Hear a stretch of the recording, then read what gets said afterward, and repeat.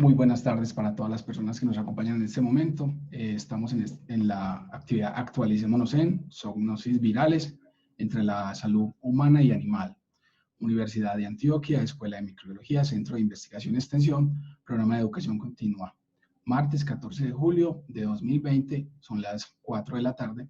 Muy buenas tardes para todos. Iniciamos la presente actividad saludando a todas las personas que nos acompañan y de igual forma les informamos que este evento está siendo transmitido por nuestra página de Facebook de la Escuela de Microbiología y luego será alojado en nuestro canal de YouTube. Es para la Escuela de Microbiología de la Universidad de Antioquia. Causa de gran satisfacción en compartir con ustedes nuestra actividad académica Actualicémonos en. Saludamos de forma especial a los integrantes de la escuela que nos acompañan el día de hoy, a la profesora Olga Rieta, coordinadora de extensión, y el equipo humano que también acompaña esta actividad. Saludamos también a nuestros conferencistas, los profesores Julián Ruiz Sáenz y Natalia Cediel Becerra. También saludamos al profesor Jorge Eduardo Forero Duarte, quien será el moderador del evento. De igual forma saludamos a profesores, estudiantes, egresados, empleados, amigos de la Escuela de Microbiología y demás invitados que nos honran con su compañía en nuestra página el día de hoy. La profesora Natalia Cediel Becerra es médica veterinaria de la Universidad Nacional de Colombia, es magíster en salud pública en la misma institución, es docente en ciencias veterinarias de la Universidad de Estudio di Torino en Italia, docente e investigadora de pregrado y posgrado en epidemiología, salud pública, OMGEAL y seguridad alimentaria, es investigadora en métodos de priorización en salud pública, consultora independiente en equidad de género y desigualdades sociales urbano-rural y es representante de la Universidad de La Salle ante la Cátedra UNESCO en Desarrollo Sostenible y es coeditora de la revista Medicina Veterinaria. El profesor Julián, por su parte, el profesor Julián Ruiz Sáenz es médico veterinario, tiene una maestría en ciencias básicas biomédicas con énfasis en virología y doctor en ciencias salud animal, es presidente de la Asociación Colombiana de Virología, profesor investigador de la Facultad de Medicina Veterinaria y Zootecnia de la Universidad Cooperativa de Colombia, sede de Bucaramanga. Profesor, bienvenido también. Y también nos acompaña el profesor Jorge Eduardo Forero Duarte, quien es bacteriólogo, magíster en Ciencias Básicas Biomédicas, doctor en Ciencias Animales y es profesor de la Escuela de Microbiología. Todos para ustedes, bienvenidos. A las personas que nos siguen en este momento en la transmisión, les informamos que pueden dejar sus mensajes y comentarios y luego los haremos llegar a los conferencistas para que puedan dar respuesta. Profesor, lo dejo en esta actividad. Bienvenido. Muchas gracias, Diego. No, primero, para mí es un gran placer contar con la presencia de Julián y Natalia. Julián lo conozco hace mucho tiempo y es una persona que ha trabajado mucho los virus y conoce profundamente toda esta parte de biología viral. Y Natalia, pues, la conozco por su hoja de vida y creo que la charla que vamos a tener aquí va a mezclar dos cosas muy importantes, que es precisamente cómo parte de la biología viral y cómo eso afecta a la salud pública y a la salud animal en general. Entonces, de nuevo, muchísimas gracias por haber aceptado la invitación y bueno, adelante, por favor. Supongo que tengo la palabra yo, creo que voy yo de primeras, entonces voy a compartir mi pantalla. Me confirman, por favor, cuando la estemos viendo.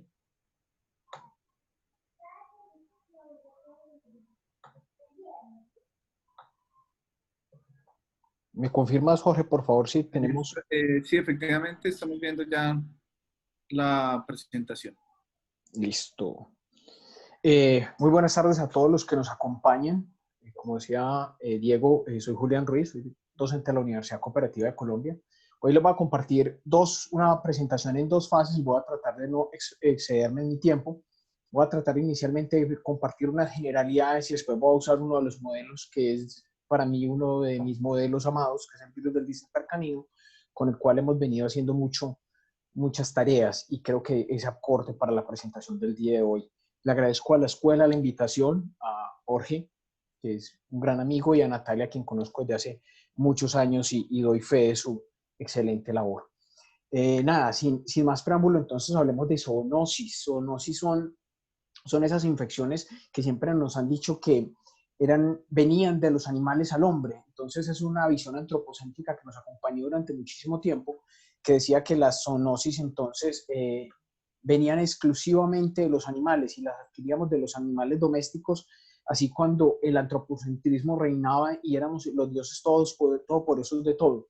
Pero en los últimos años dimos cuenta que eso no es tan así, sino que esto tiene dobles vías, lo que va también puede venir. Entonces, la actual definición oficial, compuesta en un común acuerdo en el año 1969 entre la OMS y la FAO, nos dice que son esas enfermedades que se transmiten de forma de los animales vertebrados al hombre y viceversa. ¿Y por qué hago esa aclaración de viceversa? Porque no siempre lo que tenemos pensado es que siempre son los animales los que nos transmiten infecciones a nosotros, pero hay veces que puede ser al contrario y es un poco común, y es muy común, perdón.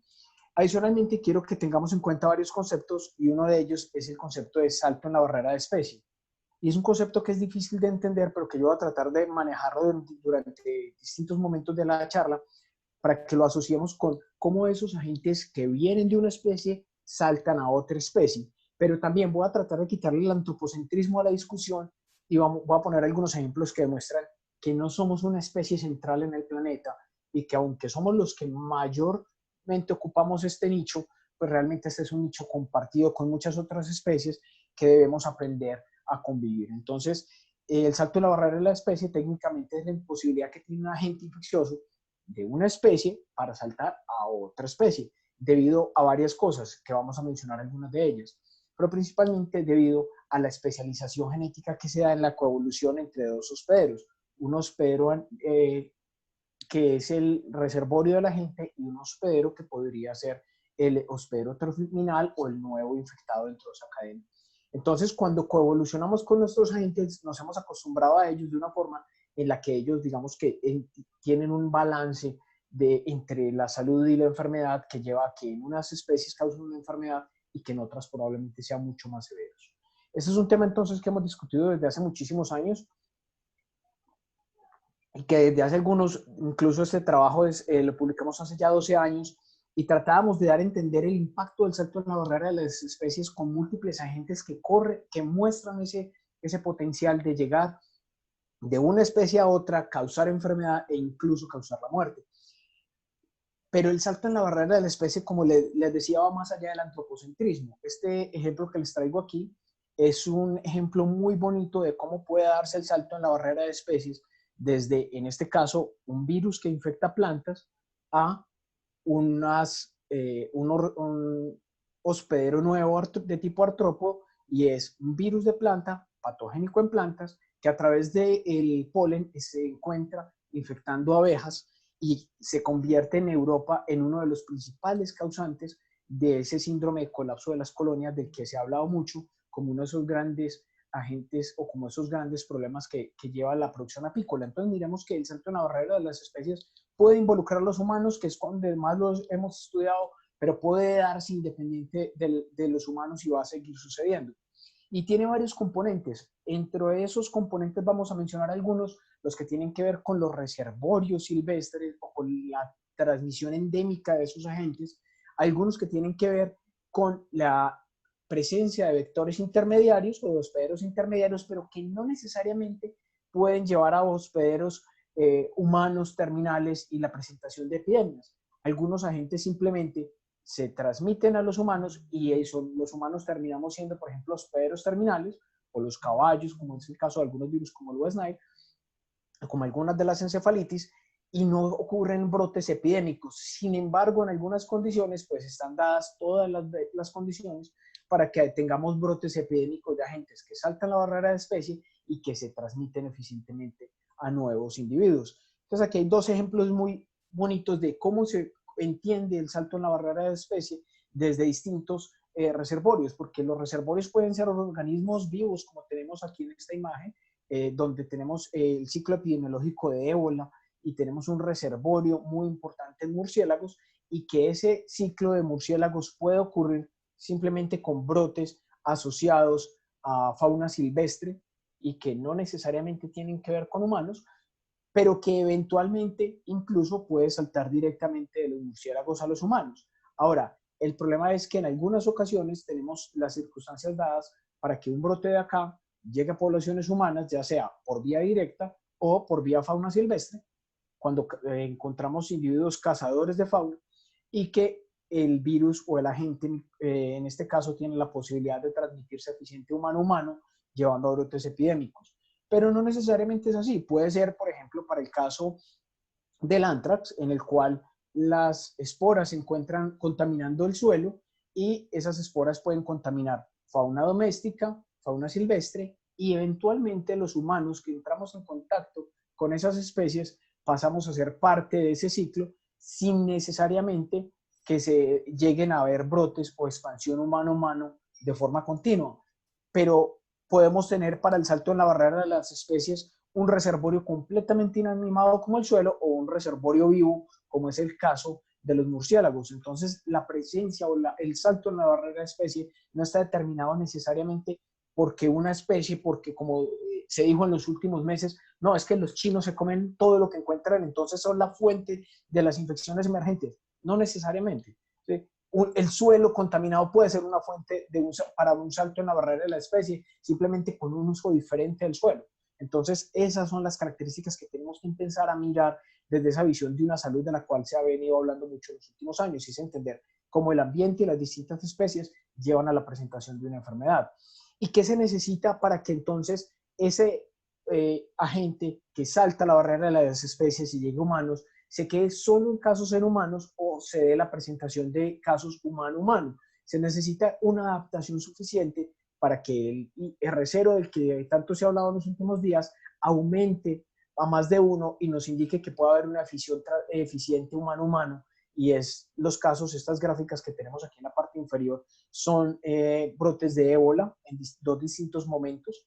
Y vemos cómo en algunos casos los R0 más altos de 1 nos demuestran que a partir de un caso animal originario, aquí lo tenemos en rojo, se dan múltiples casos en humanos, pero en cierto punto ya no hay más casos animales, lo que tenemos es transmisión sostenida humano-humano, con unos R0 muy cercanos a 1 en la gran mayoría de casos que mantienen los brotes.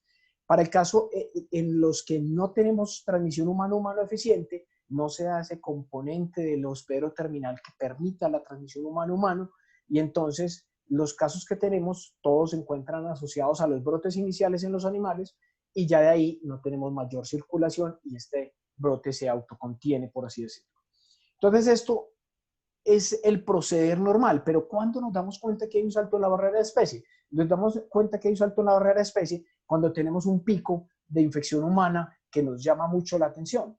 Pero ese proceso no empieza aquí, ese proceso empieza acá al principio de esta gráfica con un número muy alto de casos y mucho más atrás en el tiempo, un momento dado en el cual un agente que circulaba en sus poblaciones, ya sea a través de un vector o a través de un hospedero, pudo entrar en contacto en la gran mayoría de casos con una fauna doméstica que amplifica. Este es el caso, por ejemplo, de MERS, en el cual el virus, uno de los coronavirus, digamos que primo del actual SARS-CoV-2, salta a la barrera de especie, probablemente con un origen en murciélagos y de ahí a camellos, y cuando tenemos una amplia dispersión en esa fauna doméstica es que finalmente llega a humanos y nos damos cuenta cuando el brote se da en humanos, pero no porque esa gran presentación en animales domésticos no hubiera sucedido antes. Y muchas veces se extingue la circulación en humanos, pero lo que sigue sucediendo es que sigue una circulación en fauna doméstica que sirvió como intermediario, que puede ser sostenido en el tiempo, y una circulación intermitente en fauna silvestre como reservorio de esa infección. Entonces, para el caso puntual hoy de SARS-CoV-2, pues la suspensión de la circulación en humanos no dice que los virus tipo SARS asociados a murciélagos no van a seguir circulando o que el virus no va a poder eficientemente encontrar otros reservorios, como sabemos que actúan los pangolines y otras especies. ¿Sí? Entonces, ese componente ambiental es el que tenemos que entender en toda la complejidad para poder decir, vamos a controlar y erradicar una infección y no simplemente vamos a apagar un pico de infección y nos vamos a sentar a esperar que eso vuelva a suceder. Que digamos que hoy podemos decir que eso fue lo que sucedió en este caso. Y esa transmisión o ese salto en la barrera de especie puede darse por distintas vías. Puede haber paso directo de un ecosistema a otro, por ejemplo, cuando los salmones cambian de un ambiente a otro, que se exponen a distintos agentes virales y favorecen el paso directo de esa infección. Pero puede ser por un cambio, por contaminación medioambiental. y es el caso, por ejemplo, cuando los gatos con algunos parásitos contaminan el ambiente, que estos nuevos hospederos van a recibir por contaminación ambiental y que probablemente terminamos los humanos en algunos casos siendo parte de ese ciclo ambiental. Por una transmisión por vectores, el salto de la barrera de especie también puede estar mediado por un vector que sirve como puente para que un virus, como ese podría ser el caso de la fiebre amarilla o de alguna de la encefalitis equina venezolana, en el cual un vector sirve de puente para traer un agente de la fauna silvestre que se adapte a una fauna periurbana o urbana y que se amplifique lo suficiente para que haya circulación humano-humano. O incluso múltiples vías en las cuales un agente que hace parte de un ecosistema pues puede saltar a través de un intermediario y llegar a un hospedero terminal y causar un brote sostenido de infección al cambiar de huésped dentro de todo el ciclo. Entonces el salto de la barrera de especie no es simplemente, como se dijo, no, es por comerse el murciélago. Hay que ser un poquito más juiciosos en la definición y dejar de hacer unas calificaciones despectivas de una cultura cuando los saltos en la barrera de las especies son parte de los mecanismos evolutivos que tienen hoy la diversidad viral que conocemos.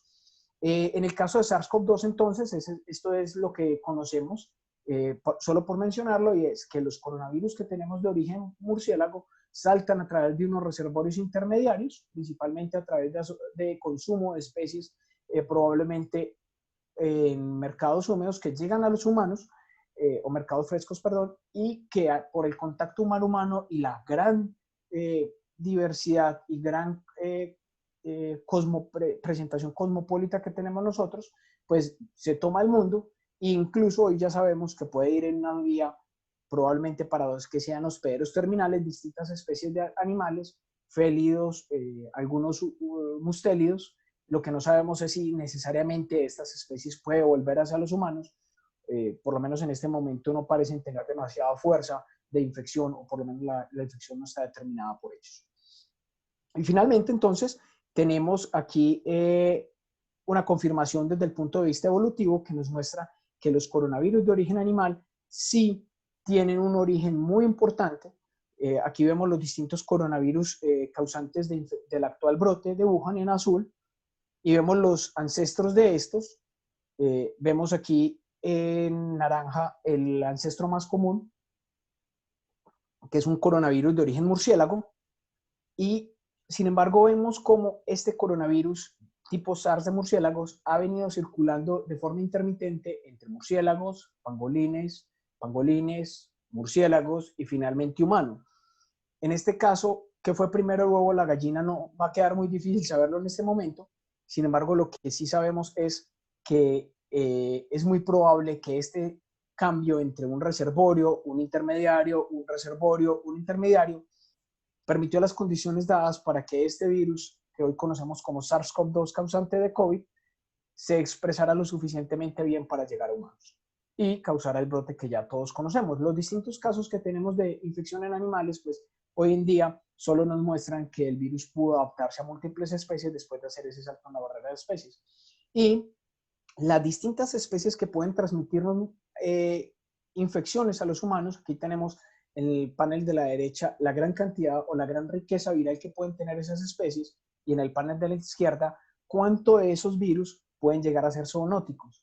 Y es por eso que algunas especies son de gran importancia para la transmisión de virus zoonóticos, entre ellos los primates no humanos, los roedores, los murciélagos, porque a pesar de que no tienen una diversidad viral tan amplia, pues la gran mayoría de sus virus sí tienen un potencial zoonótico, y eso hace que estas especies tengan proporcionalmente mayor presencia a la hora de transmitir agentes virales. Y eso responde a la pregunta que se hace mucha gente, es ¿por qué tantos virus vienen de murciélagos? ¿Por qué tantos virus o tantos agentes vienen de roedores? Y es principalmente por esta característica.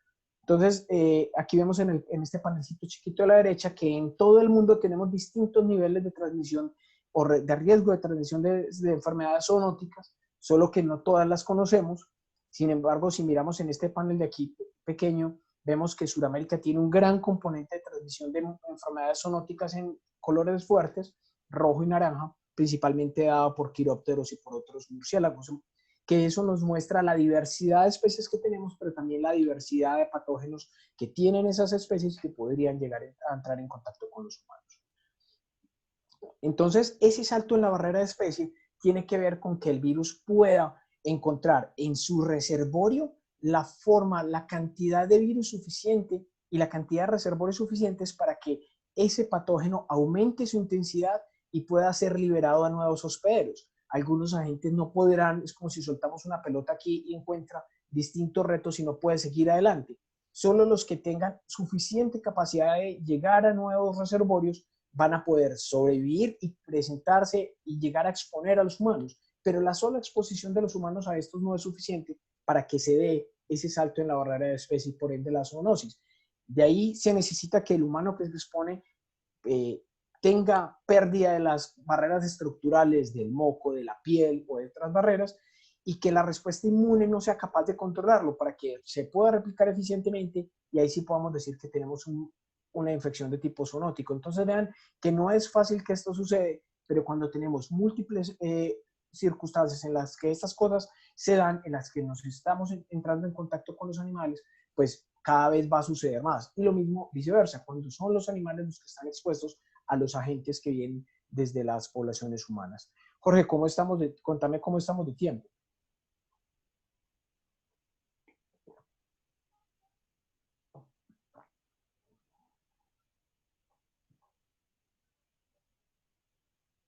Profe Jorge. Estamos bien de tiempo, profe, sí. ¿Cuánto tiempo llevo? Llevas 18 minutos. Bueno, yo quisiera cerrar, voy a adelantarme aquí un poco porque me demoré. Quisiera cerrar con un ejemplo que nosotros creemos que es uno de los modelos más bonitos del salto en la barrera de especie, que es el virus del distemper canino. Todo lo conocemos por ser el virus causante del moquillo en perros, pero es un virus que puede saltar eficiente la barrera de especie y que al saltar la barrera de especie ha puesto en riesgo a muchísimas otras especies. Entonces, se sabe que infecta pandas, ha causado múltiples brotes en los leones del Serengeti, es la principal causa de mortalidad y de pérdidas en los santuarios de pandas, en los tigres de Asia. Hoy en día en la India en gran parte se ha distribuido. En los tigres de Siberia, de la parte norte de Siberia, sigue siendo un gran problema. E incluso, esta es una nota de principio de este año donde nos muestran que el virus del distemper sigue siendo una problemática que aún no entendemos cómo se da, porque inicialmente se pensaba que era estrictamente limitado a fauna a brotes en fauna doméstica, pero que realmente no está siendo así.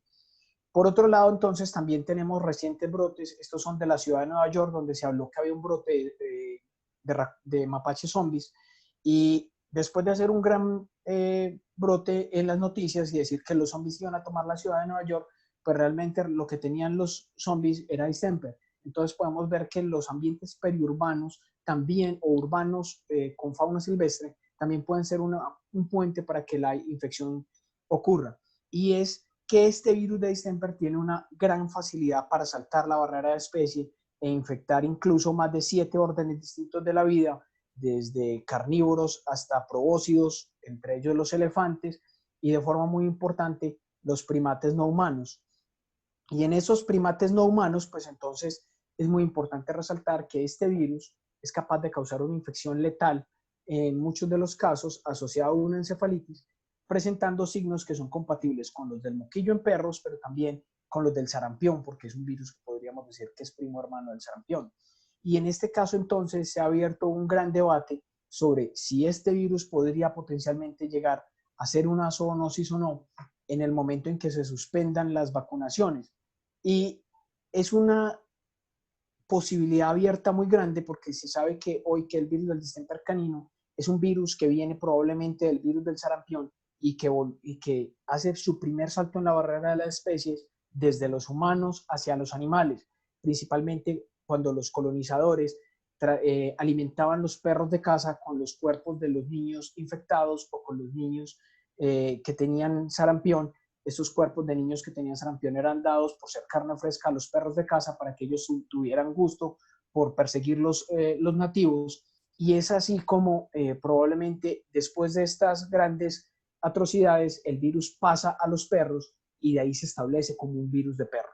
Después de eso, entonces, se da la gran distribución mundial del virus del distemper, causando brotes en América y en Europa, para que posteriormente se establezca como una pandemia en perros. Pero hoy en día sabemos que gran parte de los trabajos que se han hecho de paleopatología confirman que el virus puede haber estado en los perros mucho antes de lo que creíamos, y que incluso el virus tiene una mayor afinidad por usar los codones de los humanos y no los codones de los caninos, lo cual nos muestra que es un virus probablemente con un origen humano y que saltó a los perros, y obviamente nos deja la posibilidad que los virus que ya están en los animales puedan volver a los humanos en el momento en que suspendamos las vacunaciones de sarampión.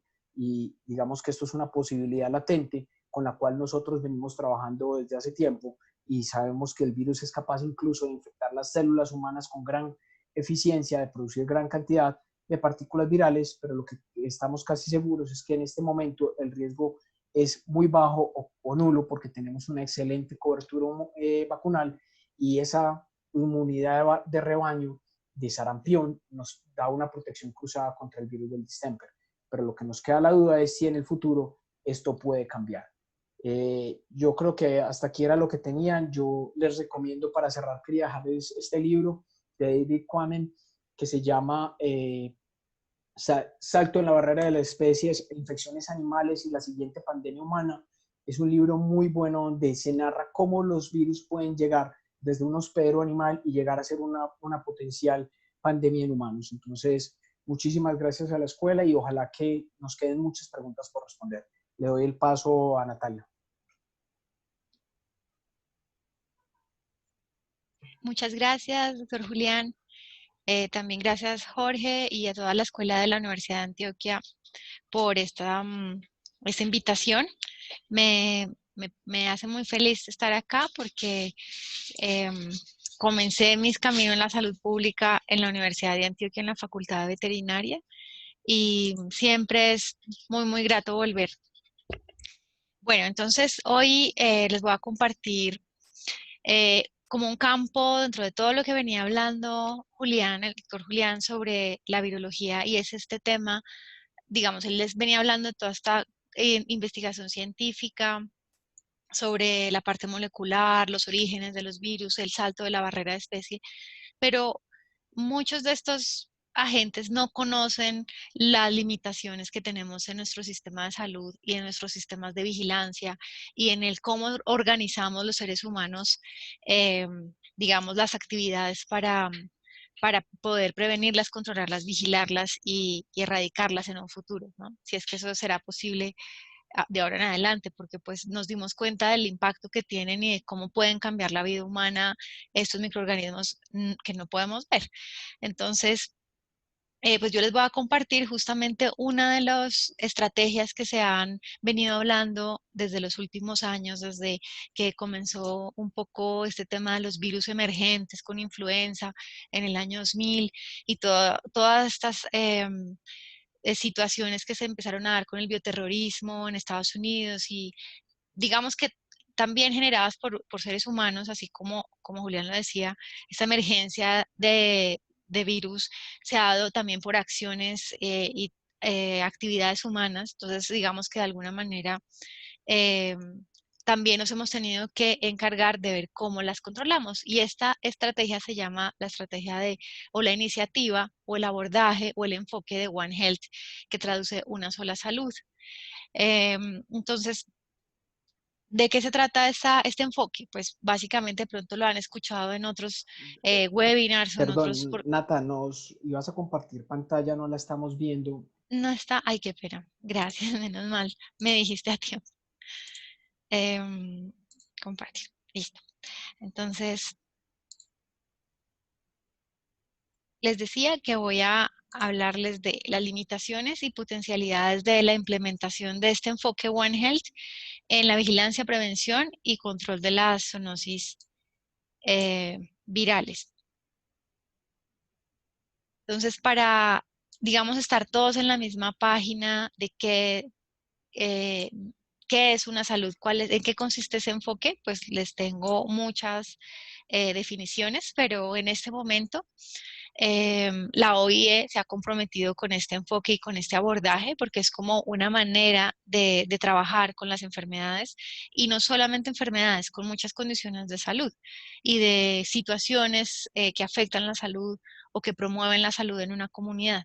Entonces, este concepto de One Health no es nuevo, venía trabajándose desde muchos siglos atrás sin el nombre de One Health o de una salud, porque los patólogos y toda la gente que hizo una investigación bacteriológica tenían ese enfoque naturalmente. El mismo Hipócrates, que es el padre de la medicina, trabajaba mirando los factores del ambiente, observando cómo habían relaciones entre la salud humana, la salud ambiental y la salud animal.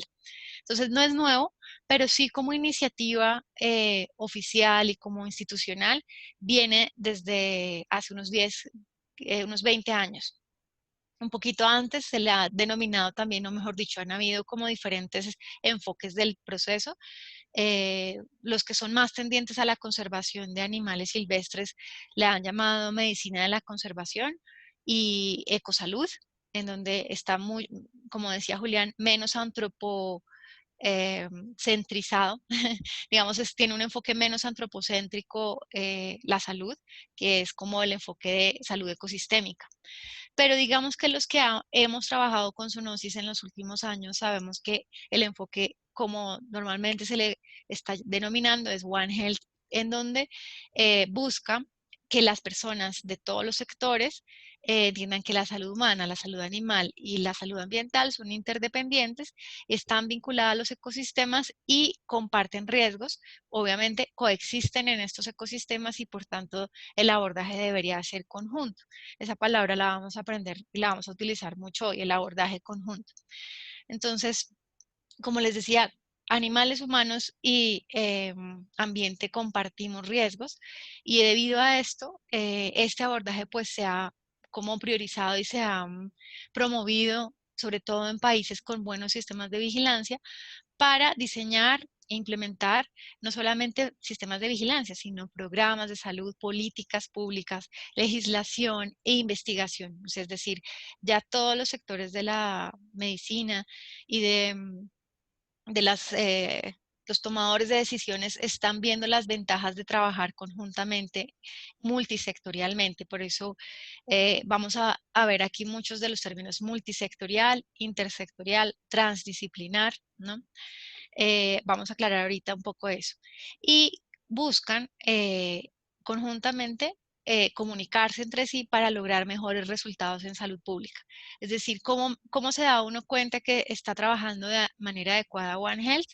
Porque se logran mejores resultados, porque conoce uno más comprensivamente las enfermedades, porque uno puede entender mejor la epidemiología, y unido a esto la prevención, porque hace partícipe a la comunidad también. Una de las como características que tiene este abordaje es que permite que la comunidad se integre dentro del control de las enfermedades y en la promoción de la salud. Entonces, empodera mucho también a la gente y busca, los estudios de investigación en estos temas buscan que la comunidad misma se piense y se permita entender cuáles son sus necesidades más primordiales y cómo superarlas.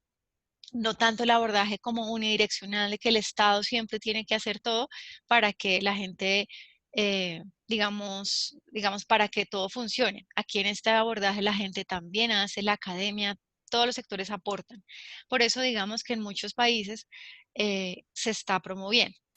Otros ventajas que tiene el trabajar la vigilancia en la interfaz humano-mascota o humano-animal-ambiente o humano-animales silvestres ambiente es este, que nosotros estamos muy acostumbrados a vigilar las enfermedades donde priorizamos mucho si hay enfermos humanos, ¿no? Si hay mortalidad humana. Yo les digo, si COVID no tuviera las tasas de contagio en humanos y de letalidad en humanos, no sería tan importante como lo es, ¿no? Si solo estuvieran muriendo animales, tal vez esto no hubiera llegado a tener las dimensiones que tiene. Y pues de alguna manera, pues entendemos eso. Pero en el paradigma de One Health, que es un paradigma que está haciendo un cambio cultural en la gente, en los sistemas de salud, lo que se busca es vigilar ambientalmente, es decir, vigilar factores que afecten salud humana, salud animal y salud ambiental para predecir y prevenir. Es decir, mucho de lo que hacemos nosotros es tratar y como apagar incendios, ¿no? Lo que hace este paradigma One Health es poder anticiparnos a una posible pandemia, una posible epidemia. Ver cuáles son esos factores que están interrelacionados en la naturaleza, que también ha generado también el ser humano, y que cómo intervenir en ellos para que no ocurra un brote, pero sobre todo predecir, es decir, mucho de lo que se está diciendo ahora con COVID se venía hablando desde hacía 10, 15 años y de cómo era una bomba de tiempo. Todos hemos de pronto leído varios artículos en donde desde MERS y SARS ya nos decían esto hay que prestarle cuidado, toda la invasión a ecosistemas, toda la fragmentación de hábitats, y no hicimos caso o no supimos trabajar adecuadamente. Digamos que no vamos a echar culpas aquí, solamente la idea es que nosotros aprendamos y hagamos lecciones aprendidas de todo esto que está pasando. Y nuestro rol, las personas que están aquí viéndonos en este webinar, en esta conferencia, muchos de ustedes trabajan en diagnóstico, entonces es cómo podríamos aliarnos. Nuestra idea con esta conferencia es darles ideas para que entremos en contacto con otras profesiones, para que se nos ocurran ideas de cómo trabajar para hacer mejor las cosas en los próximos 10, 15, 20 años. Entonces la FAO desde hace ya unos 20 años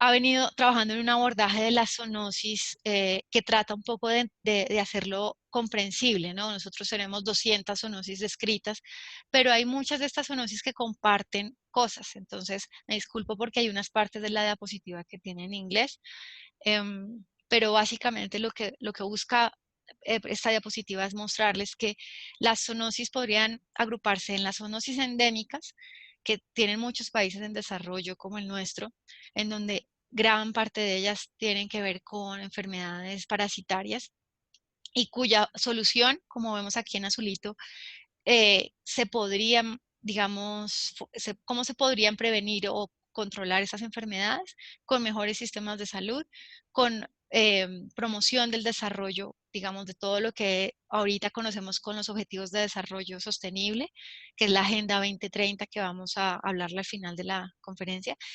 La aliviación de la pobreza, o sea, cómo aliviar la pobreza, porque sabemos que con agua potable, con alcantarillado, podríamos resolver varias de ellas, y con educación pública. Por otro lado, tenemos las zoonosis que están emergiendo, que son de las que nos hablaba Julián, y que pues nos explicó claramente por qué están emergiendo. Pero básicamente desde nuestras competencias, lo que podríamos ver es que la mayoría de ellas son virales, ¿no? Y cómo las podríamos contener, haciendo planes de preparación de emergencias, haciendo una detección temprana y una respuesta rápida, lo que nos lleva a el rol de las personas que estamos acá, del rol de la vigilancia. ¿Cómo hacemos una detección temprana cuando ni siquiera de estas enfermedades emergentes, cuando muchas de estas que son las endémicas desatendidas no se estaban vigilando correctamente? Entonces es como que teníamos ya un problema de base y llega las emergentes a poner la dificultad aún más, a poner todo más difícil, ¿no? Para el diagnóstico, para la capacidad instalada de muchas partes de nuestro país. Estos son retos y lo estamos viendo. Son retos complejos de sobrepasar. Porque no solamente es tener las pruebas, es también el personal capacitado para hacerlo, es los reactivos, es entrenar, digamos, a los médicos para que las detecten. Ahorita vamos a hablar un poco de eso. Y bueno, por otro lado están las zoonosis transmitidas por alimentos. Recordemos pues que este es el abordaje FAO, y pues FAO también se enfoca mucho en todas esas enfermedades que afectan la alimentación, ¿no? Entonces, las zoonosis transmitidas por alimentos van a ser pues una preocupación importante para los sistemas de salud. ¿Cómo se controlarían estos? Entonces, abordaje de cadena, o sea, de la granja a la mesa, no solamente controlando en la transformación de los alimentos, sino desde la producción. Al consumidor también hay que educarlo, generando consumidores más empoderados que exijan a los productores cambiar su manera de producir, sellos de calidad, digamos que tengan productos sin residuos de antibióticos, todo ese tipo de situaciones que tenemos hoy en día. Y sistemas de certificación que pues en nuestro país estamos lentamente llegando a esa cultura. Obviamente, pues los residuos de antibióticos va a ser otro punto importante, pero digamos no vamos a hablar de estos ahorita, sino que el mensaje grande de esto es que son tantas zoonosis y son sistemas de salud y vigilancia que ya están en reto permanente, que en muchos de nuestros países la carga de enfermedad de la zoonosis no va a ser realmente, no la vamos a tener disponible. Ahorita les muestro un poco ejemplos de estos en nuestro país. Por eso el esfuerzo que hagamos mancomunadamente como sociedad para, perdón, mi amor, el esfuerzo que hagamos mancomunadamente para que podamos resolver esta brecha del diagnóstico, pues va a ser muy importante. Entonces, este tipo de charlas, pues es muy importante saber cómo podemos abordar la zoonosis de manera conjunta con otros sectores y con otras profesiones. Entonces, yo soy muy gráfica en el concepto para que se quede como más claro aún cómo es que deberíamos relacionarnos con otros profesionales para hacer este cambio. Entonces, a las diferentes condiciones, enfermedades, digamos, pongámosle enfermedades virales, ya no las vamos a ver solamente con el enfoque de un solo sector, o sea, digamos, solo sector salud humana o salud animal. La idea es que los veamos conjuntamente. ¿Y esto qué implica? Implica que aprendamos a escuchar a los otros, aprendamos a entender de dónde vienen las problemáticas de cada sector y sobre todo las soluciones. Entonces, esa toma de decisiones integrada para la vigilancia, la prevención y control es lo que de alguna manera el país ha querido hacer en los últimos 10 años desde la emergencia de influenza y que ahora con la pandemia pues se está fortaleciendo muchísimo porque digamos que no hay mal que por bien no venga, esto nos va a obligar a todos a trabajar de la mano con otras profesiones y aprender de los demás. Entonces, digamos que para reconocer quién está trabajando de esta manera, entonces imagínense una persona que esté buscando entrar en contacto con salud humana, salud animal, no solamente con los que hacen vigilancia, sino con los que toman las decisiones, el alcalde, los que tienen, digamos, a su cargo la educación de la comunidad. A la misma comunidad se le tiene en cuenta. Ustedes ven aquí a los del comercio, la conservación de animales silvestres, los que trabajan en turismo. Y de esta manera, pues vamos a llegar a, aparte de, también otro punto importante es la parte económica. Nosotros en One Health, una de las tendencias más importantes de los últimos años en Europa ha sido medir si nuestras intervenciones son costo efectivas y si tienen un impacto económico real en la prevención de gastos o de costos, porque salud pública finalmente es el sector dinero público. Entonces, se ha visto que los estudios que han hecho en África de intervenciones con enfoque One Health han servido para ahorrar dinero. Entonces, eso sería muy bueno, ¿no? Pero bueno, como estamos hablando es de nuestro contexto, una de las estudios que he leído que me ayudó y espero que les contribuya a ustedes también a entender por qué es tan importante implementar One Health es esto, es el subregistro de la zoonosis, que es lo que hace que en nuestros países las zoonosis no sean tan vigiladas o no llegue a darse esa carga de enfermedad precisa. Se dice que hay hasta un 80% de subregistro de zoonosis en nuestros países.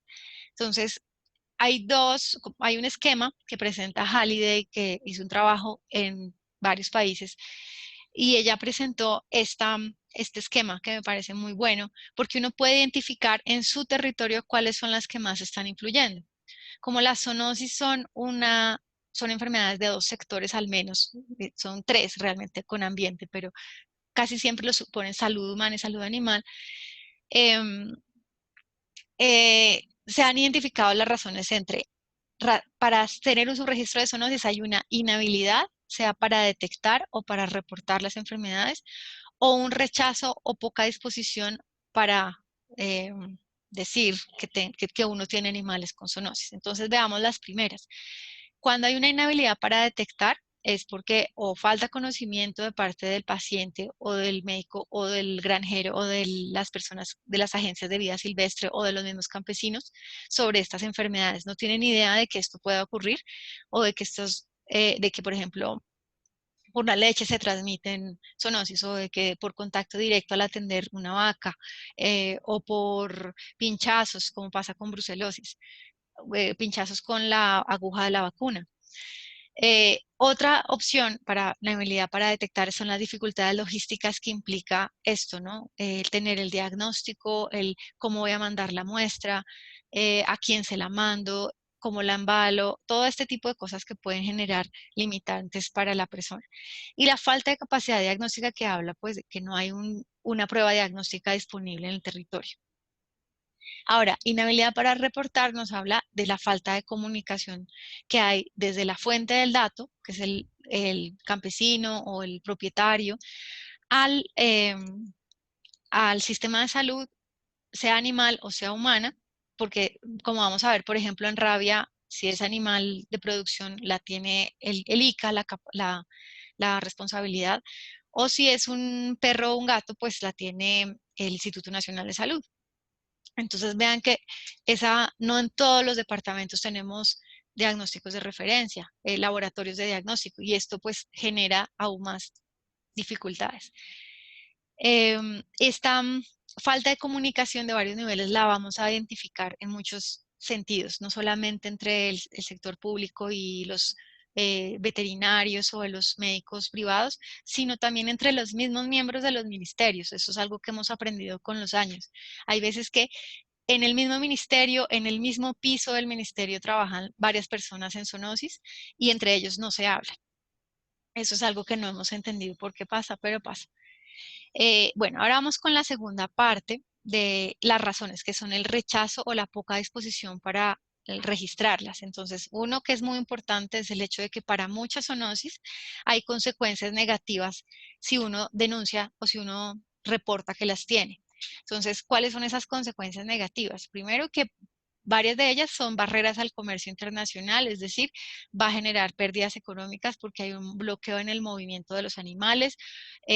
Por otro lado, puede haber un fusil sanitario o un sacrificio obligatorio de esos animales, como pasa con tuberculosis, con brucelosis, bueno, no con brucelosis, no, con aftosa, ¿no? Entonces, todo esto, aunque esto no es, aftosa no es reconocida una zoonosis de importancia, hay algunos reportes que dicen que hay algunas personas que han tenido signos de aftas con vacas que se han sido positivas. Pero digamos que es la parte más importante, es el tema del fusil sanitario, refiere no decir. Y el otro punto es que afecta el turismo o afecta la reputación internacional de esa zona o de ese país. Por otro lado está el hecho de que en nuestros países, cuando hay una enfermedad de declaración obligatoria, no compensan a ese ganadero, consume tiempo, es peligroso o poco grato hacer todo este proceso de registro y de reporte. Y en muchos casos lo que sucede es que la persona está comprometida con reportar, pero no hay respuesta, no responden ni siquiera al teléfono donde hay que denunciar ese tipo de casos. Y entonces, digamos que se desmotiva a la gente a participar en esta vigilancia, ¿no? Entonces, vean que aquí en nuestro país podríamos tener de ambos niveles. Como les decía previamente, One Health es un proceso en donde también se incluye la comunidad. Y por eso muchos estudios que han hecho de Suiza en países africanos, lo que han hecho, como les decía, es integrar a la gente desde el inicio del estudio. Entonces, ellos involucran a la sociedad civil, a los colegios, a los niños, digamos, porque la percepción de la gente va a cambiar en la medida en que se hace partícipe de un proceso de control de una enfermedad, ¿sí? La gente pasa de no importarle a decir, esto también me corresponde a mí. Y lo más importante, el conocimiento no académico también es valorado como un conocimiento válido de control de enfermedad. ¿Qué pasaría si nosotros instauráramos programas de control y de prevención donde sea tenida en cuenta la opinión de la gente y donde, digamos, contemplen ese conocimiento natural como parte de las estrategias? Quizás tendríamos más avances que como lo hemos hecho, que ha sido un poco solo unidireccional, un poco creyendo que el Estado, bueno, que la academia tiene las respuestas y que hay que enseñarle a la gente cómo hacer las cosas. Muchas veces la gente tiene un conocimiento que no se valoriza. Entonces, por eso One Health también ha apoyado este tema. Entonces, para hacer un poco más claro cuáles son esos beneficios, esas potencialidades que tiene trabajar conjuntamente con otros sectores. Primero, que nuestra vigilancia epidemiológica va a ser más eficiente y más efectiva, va a desarrollar mejores habilidades para el diagnóstico, es decir, va a desarrollar la capacidad instalada de laboratorios en muchas regiones, porque por ejemplo, ahorita como lo estamos viendo con la pandemia, ya hay muchos laboratorios en muchas partes en donde no habían. Entonces, esto lo tenemos que optimizar de aquí en adelante. ¿Cómo podríamos invitar ahora a hacer una vigilancia de zoonosis con esta capacidad instalada que ya se creó para muchos lugares? La predicción de brotes de manera eficiente y enfocada, o sea, eh, que es lo que les decía, que estamos también trabajando a futuro entre varios profesionales de cómo, siendo Latinoamérica un continente, una región en donde tenemos los factores de riesgo, los animales silvestres, lo que nos hablaba, lo que nos enseñaba Julián, tenemos las condiciones sociales, el desconocimiento, las enfermedades, la baja capacidad diagnóstica. ¿Por qué no ha emergido una pandemia desde nuestros países?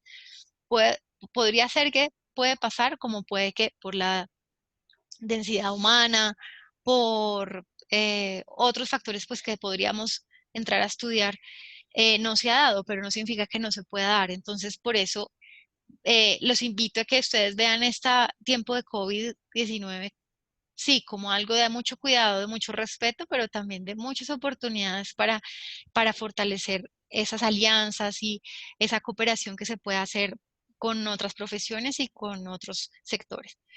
La implementación de estrategias de control de enfermedades comunes a los sectores, pues estamos hablando de zoonosis, los que nos hemos enamorado de la zoonosis, pues este es el momento de oro para nosotros, porque ahora sí uno escucha a la gente de la OMS diciendo que van a llevar una misión de investigación a China para entender cómo fue ese salto en la barrera de especie, porque si bien el murciélago pues es un origen probable, tampoco se está totalmente, no lo han dicho, no lo han confirmado del todo, por esa ausencia de conocimiento del huésped intermediario.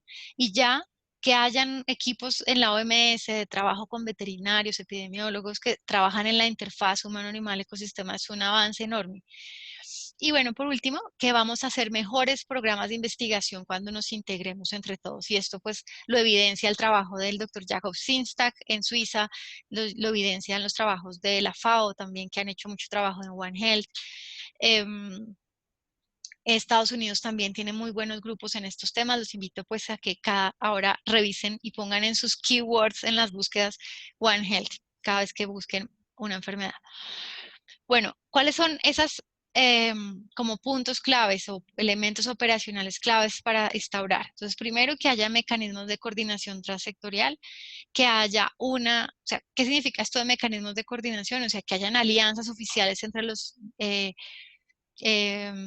ministerios y a su vez entre las secretarías de salud, digamos la de salud animal, la de salud, la Secretaría de Salud Humana, de Medio Ambiente, las CAR, las ONGs, digamos que hayan por lo menos reuniones periódicas en donde todos se puedan hablar y conversar. Esto parece tonto, pero en esas conversaciones es donde se empiezan a mirar y a establecer potenciales cooperaciones y esta comunicación que les digo rutinaria. Ejercicios de simulación conjunta donde se prioricen las enfermedades. Ahorita les contaré un ejemplo de esto. Compartir datos entre sectores, eso es súper importante. O sea, cómo en influenza sí pasó, cómo el sector de la salud humana podría usar los datos de la mortalidad de naves para poder tomar decisiones tempranas para que no hayan casos en humanos. Entonces, es todo el manejo de vigilancia temprana, pero también de rumores. Desde influenza empezó a funcionar mucho el tema de los rumores como una fuente de información importante, porque si bien pueden ser rumores falsos, también podrían ser como elementos para llegar a tiempo a un brote en humanos. La Disculpa, medición del riesgo, ya vamos a disculpa, acabar, ¿verdad? mira, sí, un poquito apretado de tiempo. ¿Cuánto tengo? ¿5? ¿2 minutos? ¿1? Sí, es suficiente para cerrar y que podamos Para darle cerrar. espacio para preguntas. Listo. Vale, entonces los ejemplos que les tengo fue mi tesis del doctorado.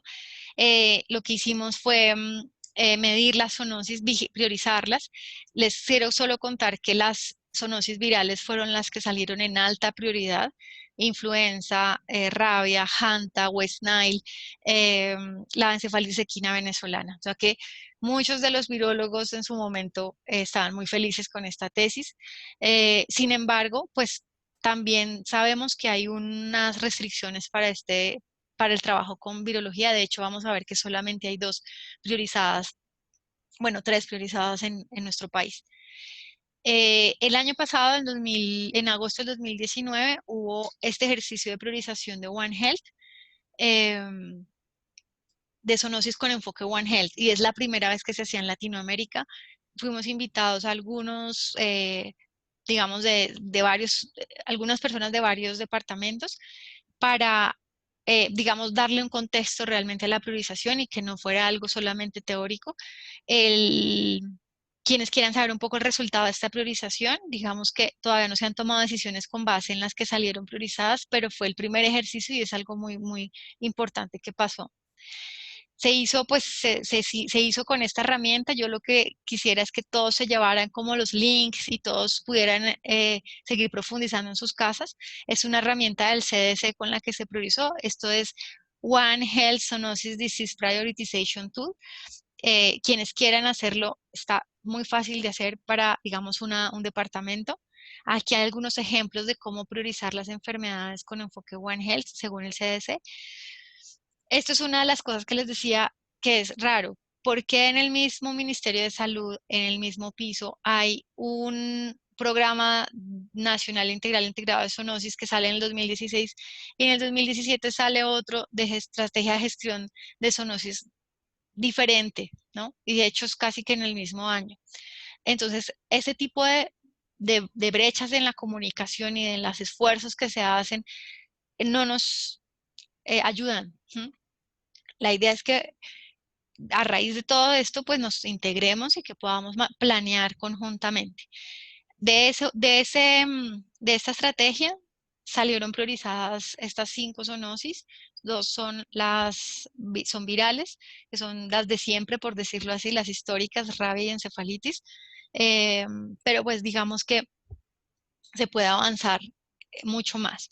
Y bueno, esta es una investigación, ya cerrando, que estoy realizando en este momento con el grupo de Turín, que fue donde estudié y donde, digamos que estamos haciendo una encuesta del estado de One Health en Latinoamérica. Entonces, quienes quieran participar, les envío el enlace de la encuesta. Lo que hemos encontrado hasta el momento es que para trabajar en One Health, las limitaciones más importantes es que las actividades están divididas entre diferentes instituciones, en diferentes ministerios. Hay una falta de comunicación y apertura al diálogo, falta de financiación, un acceso restringido a datos. Muchas veces no se comparten los datos en las mismas personas del Ministerio al Instituto Nacional de Salud. Hay competencias diferentes y esto pues es entendible. La falta de voluntad política y que en muchas ocasiones no valoramos de manera adecuada el trabajo conjunto. Entonces, próximos pasos: lograr la Agenda 2030 con el enfoque One Health, tener un liderazgo nacional. Esto es muy clave porque muchas veces seguimos es lo que nos dice el ministerio y pues esto, si no lo lideran los ministerios, es difícil también que lo haga solo la sociedad civil. Establecer prioridades y no, pues era esto, como recordarles que las zoonosis son parte pequeña de un panorama muy grande de problemas que tenemos como sociedad, donde la desigualdad, donde la contaminación, donde todo lo que le hemos hecho al medio ambiente, pues es realmente el origen, la causa.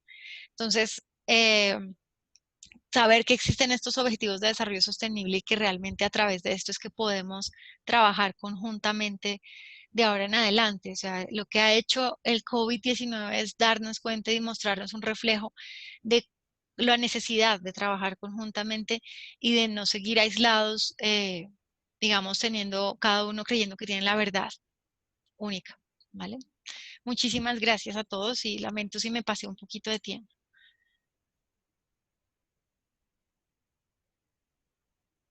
Gracias, Natalia, por tu intervención. Muy claro, muy interesante toda esta parte de cómo afrontar la zoonosis en la parte de una sola salud. Vamos a empezar entonces en este momento con algunas preguntas. Ahí me están escuchando, ¿verdad? Sí, señor. Te Bueno, escuchamos. bueno, un segundo. Hay algunas preguntas de nuestros participantes. Vamos a comenzar con la primera que nos dice Jimena Barbosa. Nos pregunta, buenas tardes, ¿el salto entre especies de los virus puede aumentar la diversidad y resistencia de estos a los diferentes tratamientos? Julián, ¿qué nos cuentas, qué nos podrías decir al respecto? Bueno, muchas gracias, Jimena. Ahí hay varias cosas en tu pregunta y es el salto en la barrera, más que aumentar la diversidad, los virus son diversos en su naturaleza.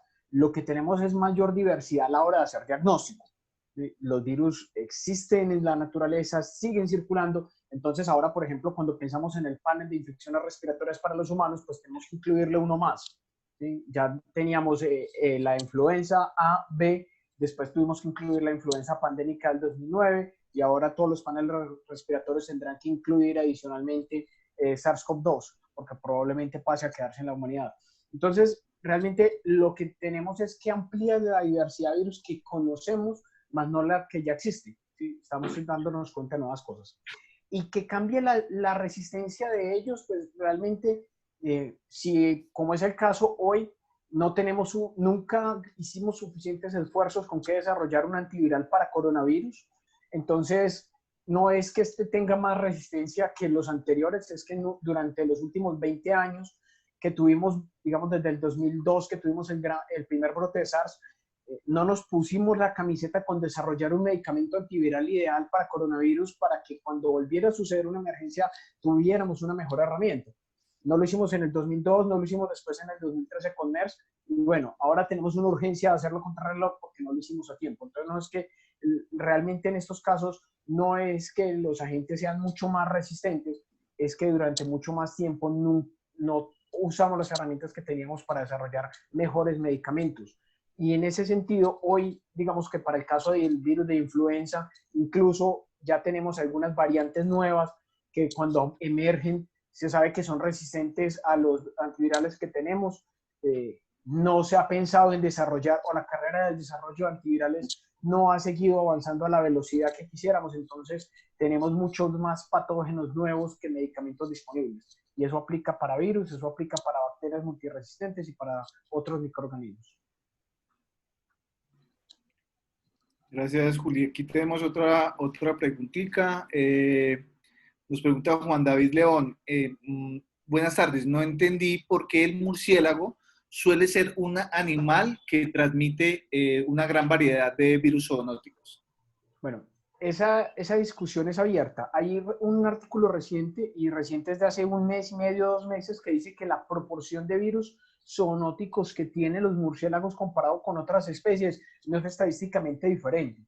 Lo que sí está claro es que los murciélagos tienen una diversidad viral mucho más alta que muchas de las especies que tenemos como especies domésticas en contacto con nosotros. Entonces eso hace que una especie que tenga una diversidad viral mucho más amplia dentro de su circulación nativa. Estamos hablando de los murciélagos en condiciones naturales, no de los que tenemos sacados a condiciones adversas, no. En condiciones naturales los murciélagos tienen una amplia población viral de la cual es, en la gran mayoría de casos, muchos de ellos ni siquiera causan enfermedad a los murciélagos. Hay que partir de eso. Entonces, cuando una especie tiene gran cantidad de diversidad y muchos de esos agentes pueden llegar a entrar en contacto con los humanos, ese es el caso de este artículo que nos muestra principalmente murciélagos, primates no humanos y roedores. Esas especies se vuelven potencialmente mucho más riesgosas para los humanos.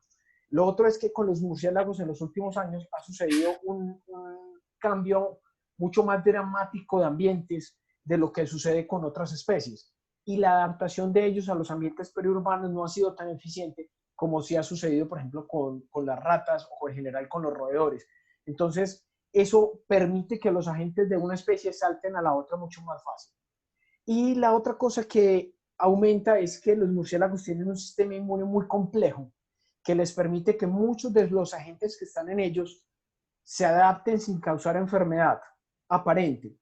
Entonces, muchos de estos individuos que están infectados son sanos. Y el que un individuo esté infectado, excrete virus, pero que sus poblaciones no se disminuyan, lo hace un excelente reservorio y un excelente transmisor de agentes. Entonces, en el murciélago se juntan muchos factores que permiten que el murciélago sea un agente ideal, pero es un agente ideal para que se quede en sus condiciones naturales y que nosotros no entremos en contacto con él. El problema es, y lo discutía con Natalia esta mañana en otra reunión que teníamos, es si yo tengo una zona de reserva forestal y talo el bosque, y en esa reserva había unos murciélagos hematófagos, por solo mencionar algunos, que tenían que esforzarse por buscar unas presas silvestres, pero yo además de que talo el bosque, los dejo sin casa y les pongo un potrero con 10 vacas ahí amarradas sin poderse mover, pues simplemente estoy cambiando el ambiente de ese agente y el murciélago ya no va a tener siquiera que ir a perseguir las especies silvestres, sino que además de que le quitaron la casa, le pusieron una comida amarrada. Entonces, esa es la principal fuente de rabia de origen silvestre en bovinos que tenemos hoy en Colombia.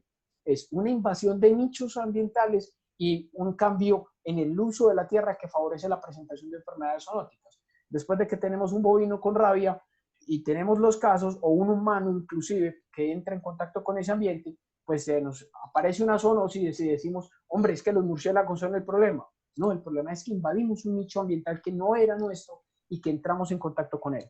Y esa es la gran problemática. No es como tal el murciélago. El murciélago es una especie espectacular desde el punto ambiental que lo miramos, desde polinización, desde control de vectores, desde control de roedores, desde control de la fauna silvestre.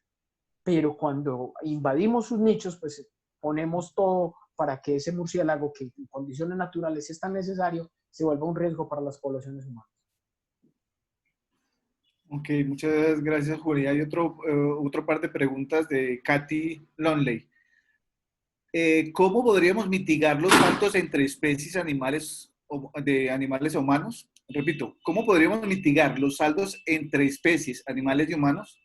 Y hay otra también de ella que nos pregunta, ¿podría llegar el momento en que las vacunas de nuestros animales de tenencia no lleguen a ser tan efectivas respecto a la protección, al evitar el desarrollo de las enfermedades, esto causado por la mutación de los mismos patógenos?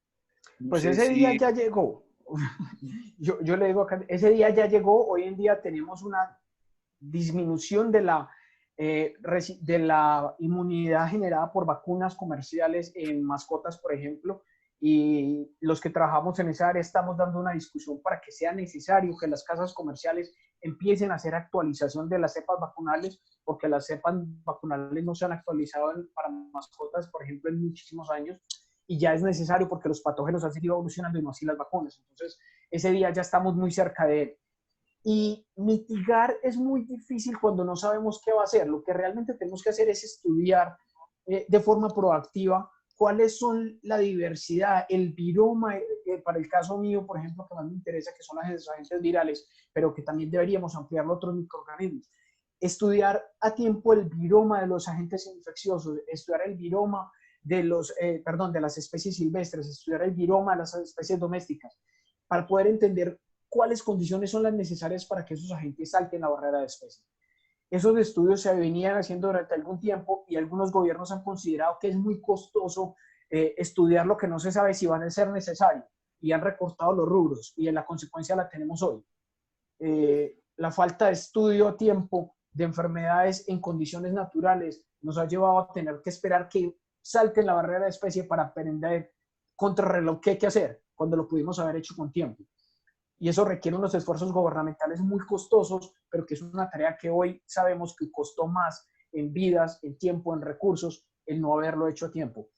Mitigar va a ser muy difícil cuando no sabemos qué va a saltar, pero lo que sí tenemos que tener claro es que si somos capaces de prevenir esos saltos, de saber la evolución de los agentes, de saber qué gama amplia de agentes existen, uno poder tener alternativas de diagnóstico, desarrollar pruebas genéricas, por ejemplo, para especies. Pudimos desarrollar rápidamente, por ejemplo, una prueba de diagnóstico para SARS, porque ya se sabía qué prueba se podía usar rápidamente de forma eficiente en coronavirus. Pero para muchos otros virus ni siquiera tenemos paneles de diagnóstico eficientes reconocidos a nivel mundial. Y entonces, más que mitigar, tenemos que empezar una carrera de ampliar la base de conocimiento para poder entender qué hay y qué puede potencialmente llegar en un futuro. Un futuro es en un año, un futuro es en 10 años, pero si es en 1 o en 10, la preparación debería ser lo mismo. Ojalá nos dé tiempo para los 10 y estemos preparados para que a 10. Esa es la tarea. Natalia, no sé si quieres comentar uno en esa pregunta, me parece que de pronto hay una interesante respuesta desde el enfoque de una salud, ¿no? Como, aparte de lo que dice Julián, de pronto quisieras complementar algo ahí. Sí, pues un poco era ese el mensaje final con el tema de los objetivos de desarrollo sostenible, que creo que ahorita estamos muy enfocados en salud humana, porque el virus terminó siendo transmisión humano-humano, pero digamos que la importancia de lo que ya antes de que pasara el virus se venía hablando y era de cuidar esta casa común, de cambiar un poco sé que de pronto no es el tema para el público, pero nuestro sistema económico, o sea, el sistema económico que tenemos es mucho de invadir, de producir y producir y consumir, y eso nos ha llevado pues a un desequilibrio con esta casa, con la casa que compartimos con los animales. Hemos alterado estos hábitats, como lo decía Julián en un momento, sin darnos cuenta pues que también iban con consecuencias negativas para también nosotros mismos. Es como una visión, yo suelo llamar un poco al coronavirus como a ese maestro bravo que viene a enderezar el camino de la humanidad un poco, ¿no? Como ese maestro que viene a decirnos, bueno, ya así no funcionó la manera en cómo ustedes organizaron su economía, su manera de vivir, vamos a ver si, no sé si han visto todos un poco el efecto que ha tenido la cuarentena en muchas especies silvestres que han podido salir a, digamos, a explorar, que han podido como no tener poco tanto ese miedo a la actividad humana y es un poco ese llamado que hace una salud. Aunque increíblemente nos las arreglamos también para pelear con una salud. Yo el año pasado estuve en un panel en Alemania en donde estaban personas que trabajaban históricamente en One Health y otras que trabajaban históricamente en algo que se llama EcoHealth. Y entre ellas decían, no, es que el enfoque debe ser el enfoque no debe ser priorizando la salud humana, sino la salud del ecosistema general, donde el humano está y participa, pero no debe ser como el centro. Y se notaba un poco como esa rivalidad de que los fondos de investigación iban siempre a enfermedades donde el humano tenía una repercusión. Entonces creo que esto sí es un llamado como a hacer ese shift de la conciencia, un cambio de conciencia frente a lo que debemos cuidar hoy en día como investigadores, porque ¿qué pasa? Nosotros somos los principales influencers de la sociedad, suena un poco loco, pero los médicos, los profesores, los investigadores ahorita tenemos mucho que decir y nos creen. Y eso hay que usarlo bien. Entonces, el que nosotros podamos, sea del área que estamos, en la que estemos trabajando, hacer ese llamado a unas mejores maneras de relación con la naturaleza, creo que este es el momento, ¿no? Y la economía tiene también todo que ver con esto, es decir, cómo disponemos los recursos para que vayan destinados a mejorar la calidad de vida de la gente. Por ejemplo, ¿por qué hoy en día, a pleno siglo XXI, hay gente que no tiene agua potable? Es algo que no, cuando esto debió haberse dicho hace mucho tiempo, o sea, debió haberse resuelto hace mucho tiempo. Entonces, el reflejo de lo que estamos viendo es que tan mal estábamos organizados como sociedad y de cómo deberíamos poner un mínimo vital de condiciones determinantes sociales en salud para toda la gente. Y en esto, pues, la invitación es que no se quede como que One Health es algo de moda, sino que sea como una manera de ser, yo lo llamo así, como One Health es como todo el mundo debería actuar hoy en día, como si no sé, pregunto, si no sé, escucho y aprendo, no me las doy como que yo me debo saber todo. Y, y creo que pues por eso agradezco también un poco al coronavirus. No, no sé que nadie diría como gracias por todo este desastre, pero yo creo que a futuro eh, el ser humano puede hacerlo mejor de lo que lo veníamos haciendo y por eso agradezco mucho este espacio porque nos permite cómo involucrarnos todos en esto. Y son acciones desde lo muy profesional hasta qué defendemos en la vida diaria, ¿no? Entonces, gracias por permitirme decirlo. Sí, no, hay unas preguntas también para ti. Por ejemplo, hay una que de un poco lo mencionamos atrás y es, ¿de qué forma considera que se ve afectada la industria alimentaria a raíz de la zoonosis? ¿Qué consecuencias negativas se evidenciarían? Pregunta Katy Lonley. Ujú. Bueno, pues la seguridad alimentaria es todo un campo que se ha visto afectado porque justamente los productores no han podido, estamos hablando, hablemos de diferentes tipos de productores. Un productor pequeño en una zona rural que cambiaron totalmente sus mecanismos de comercialización, el impacto va a ser es para ese productor, es decir, el que se va a quedar con toda su cosecha, su cultivo, con la leche, qué sé yo, va a tener que perder. Ustedes han visto tal vez en noticias que mucha gente botando las frutas, botando, o sea, con salud animal, eh, creo que no se ha sido tanto el impacto porque pues de alguna manera tenían como, no se ha afectado esa parte, pero sé que hay muchos pequeños productores que no han podido comercializar y este es un momento en donde también se está promoviendo mucho ese acercar al consumidor al productor. No sé si han visto que hay ahora muchas iniciativas de comprarle directamente al consumidor, ¿no? Y acortar la cadena de comercio. Entonces, claramente hay un impacto, pero la zoonosis, recordemos que el corona no es una enfermedad de transmisión alimentaria, ¿no? Entonces, eh, eso es como para aclararlo de primeras, que no, no es que este virus vaya a traer ese impacto como una ETA, ¿no? Una enfermedad de transmisión por alimentos, pero sí, digamos que lo que he visto un poco con el tema de la bioseguridad en toda la cadena es que va a mejorarla. Yo creo que ahora la bioseguridad, no sé si ustedes se han dado cuenta, todo el mundo habla de bioseguridad, desde el peluquero, desde el señor que barría, todo el mundo tiene que ver porque se volvió algo de uso común, o sea, los colegios hablan de esto, los jardines, todos. Entonces, creo yo, mi apuesta es que la cadena alimentaria va a mejorarse debido a que ya la desinfección, la limpieza, el saber qué salió de mi finca, qué no salió, tiene que estar mucho más registrado y supervisado. Hoy en día todo el mundo lleva un registro de todo, justamente porque lo está pidiendo la legislación. Así que mi sensación es que va a ser algo positivo el hecho de que la industria alimentaria va a tener que adecuar bioseguridad en todo. Entonces, esto era algo que ya quería hacer desde antes, ¿no?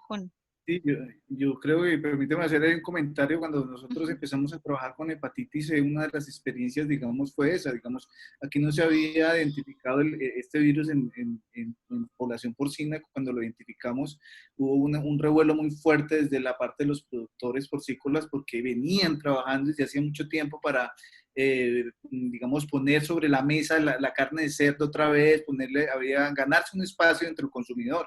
Y cuando salimos con una nueva enfermedad viral, entonces hubo mucho revuelo, pero ahí digamos que llegamos, o por lo menos llegamos a la conclusión de que a la gente no hay que ocultarle nada, pero hay que darle la información completa. Este virus no se inactiva con el calor y básicamente la carne de cerdo es segura, ¿no? Entonces digamos que esa información habría que, tocó acompañarla con un fuerte mensaje Y aledaño a eso, ya con esto que estoy mencionando de cómo querían posicionarlo, la carne de cerdo, pues vino todo un trabajo para mejorar en las granjas porcícolas la bioseguridad, como tú lo mencionas.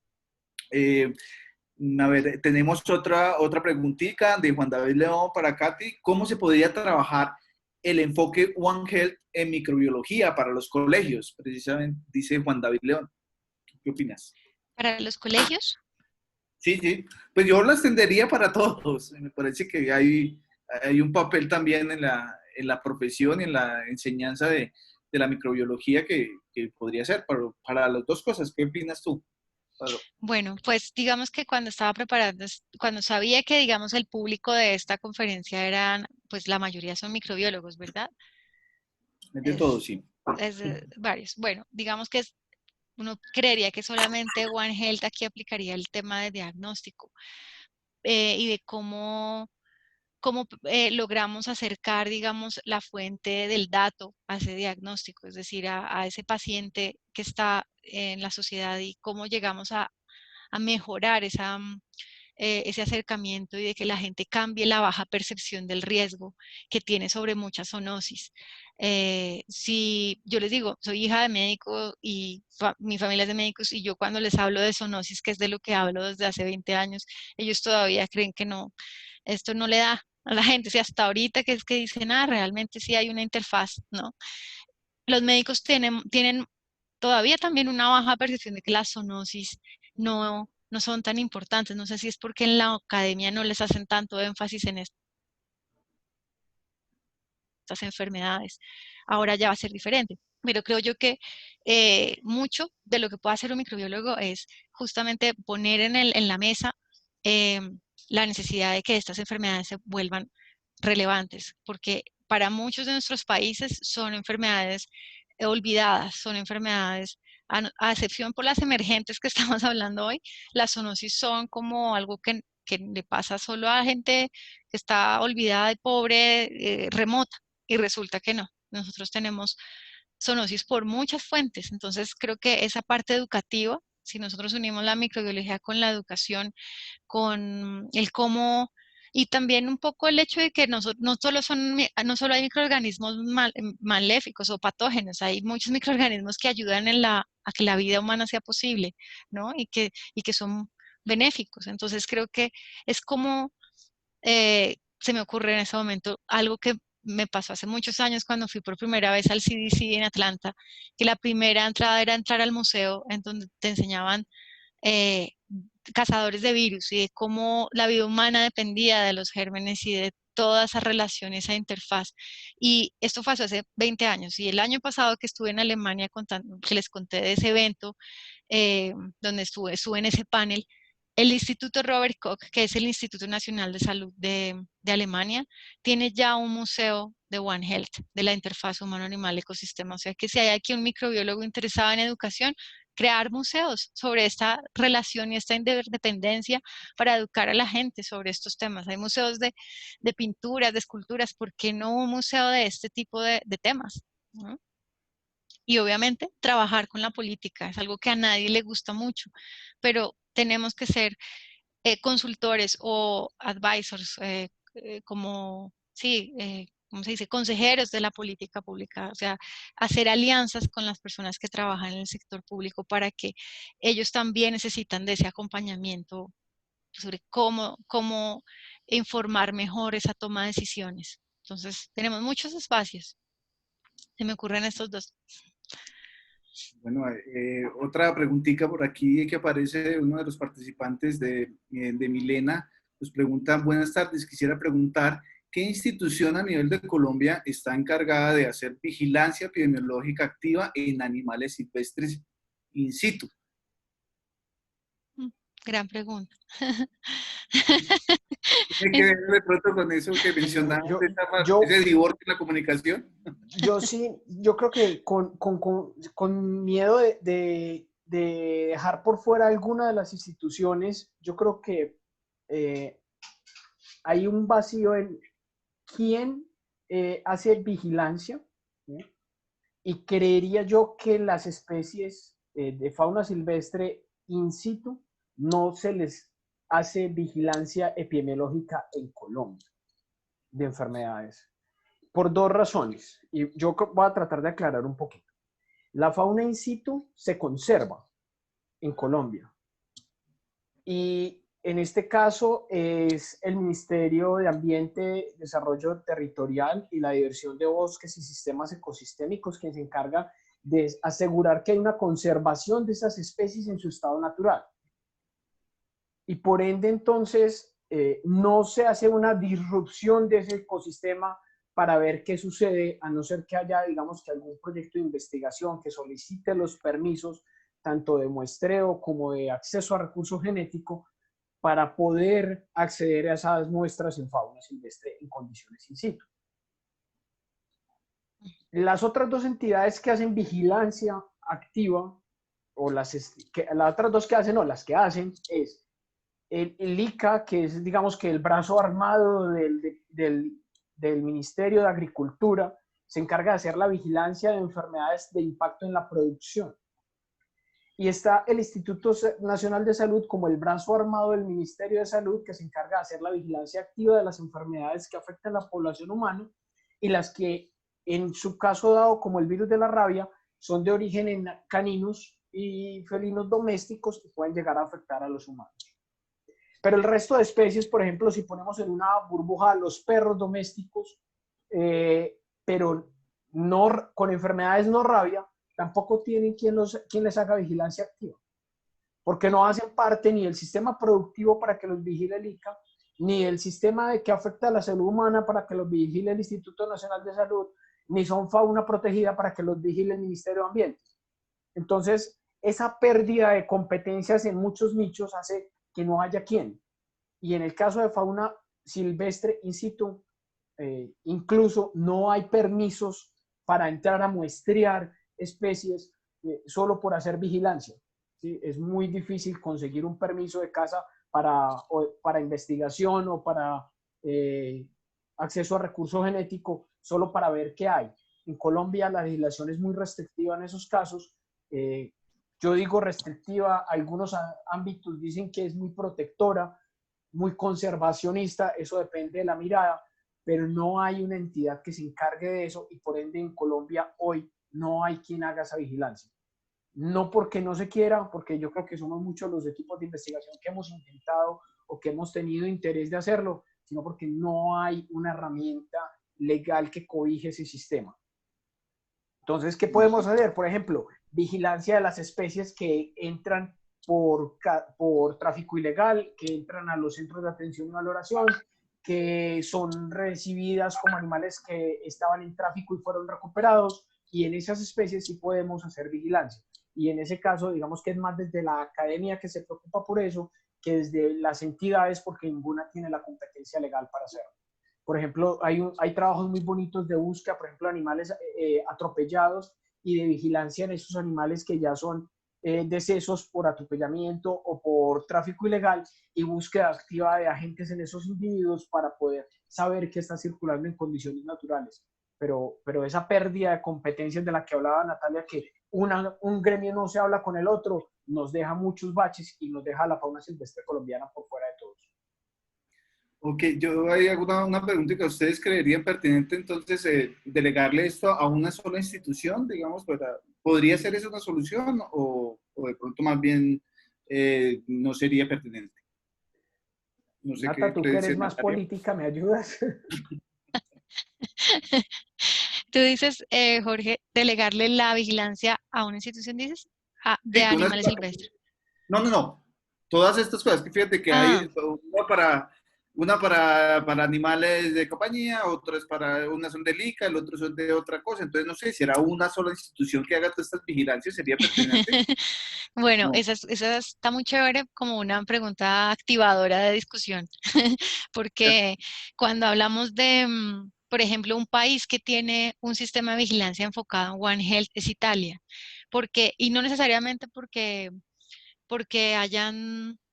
sea una sola institución. Lo que pasa es que la comunicación que hay entre los médicos, los que hacen diagnóstico de enfermedades humanas y los médicos veterinarios, está dentro de una misma unidad administrativa digamos, dentro de ese sistema de salud que se llaman las ASL, que son las haciendas locales sanitarias. Están tanto médicos humanos como médicos veterinarios.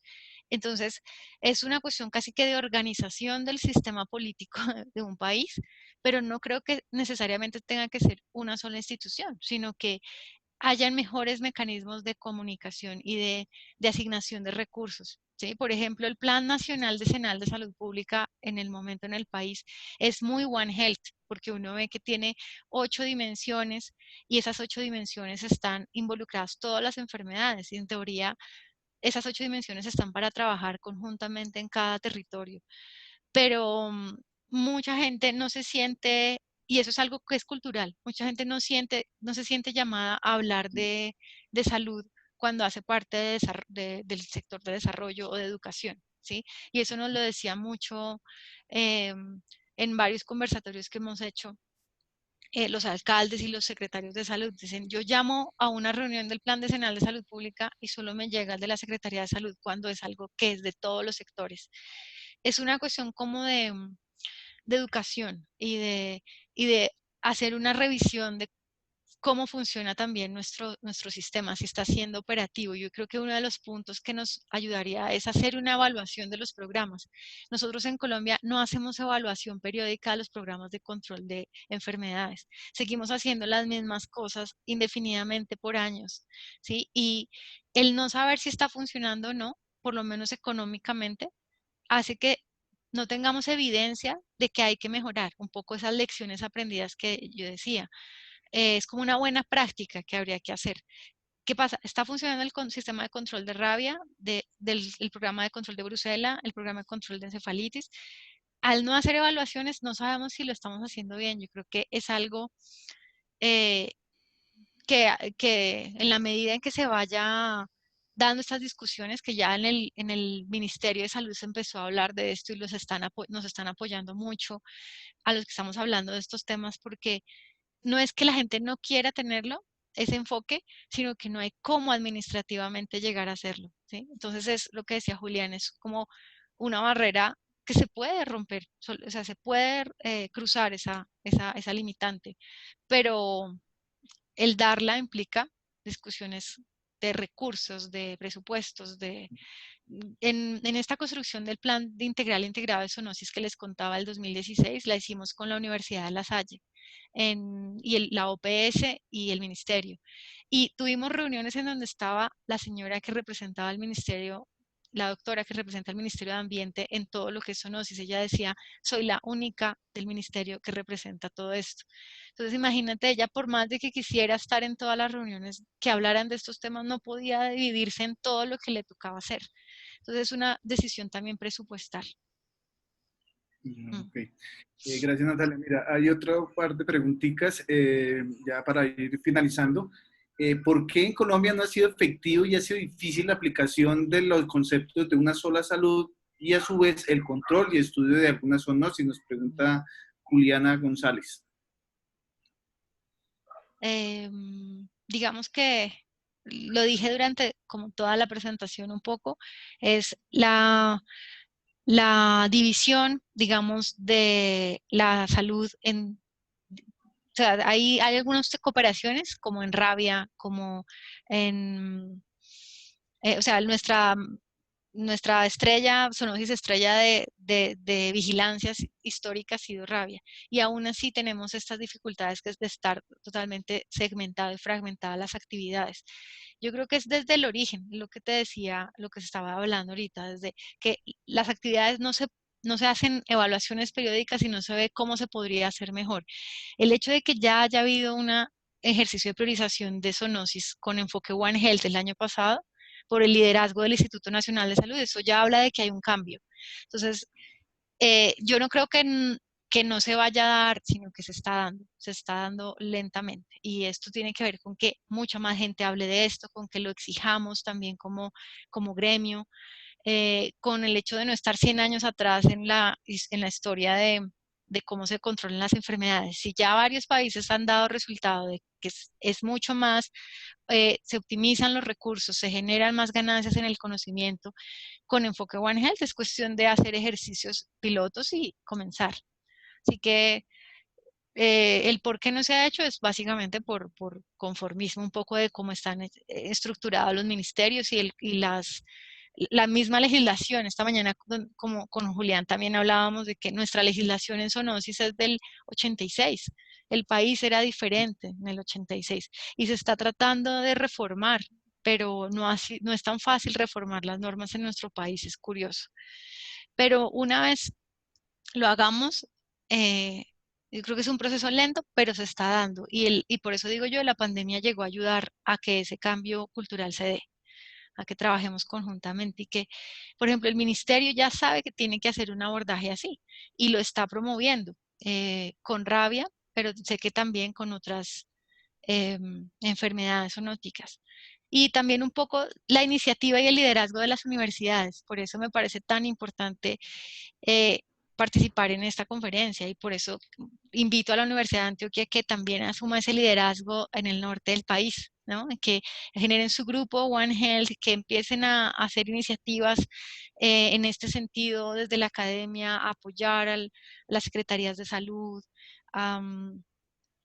Hay mucha documentación que les puedo facilitar para ver cómo se pueden hacer esas cooperaciones, pero es mucho de la iniciativa de las personas. ¿Mm?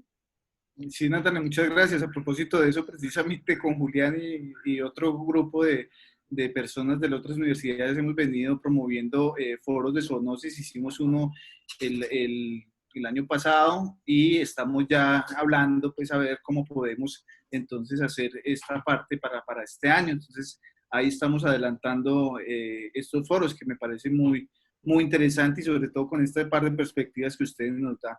Hay otra preguntita que nos dice Jairo Gómez, pues básicamente es un poco lo que ya habíamos hablado, pero dice claramente, el buen futuro dependerá de la conciencia, la educación, la interacción de instituciones internacionales. Doctores Natalia y Julián, ¿qué recomendaciones tendrían para que en Colombia mejore la formación de los jóvenes en el enfoque de una salud y la importancia de la zoonosis?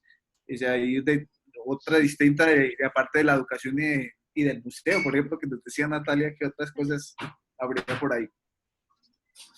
Juli, cuéntanos. Yo me tomo la palabra primero y yo creo que al igual en el tema de One Health y al igual que en el tema de medicina basada en la evidencia, yo creo que una de las problemáticas que tenemos es que estamos viendo estos temas como si fueran un pedacito de una asignatura y no un proceso vivencial, como nos decía Natalia.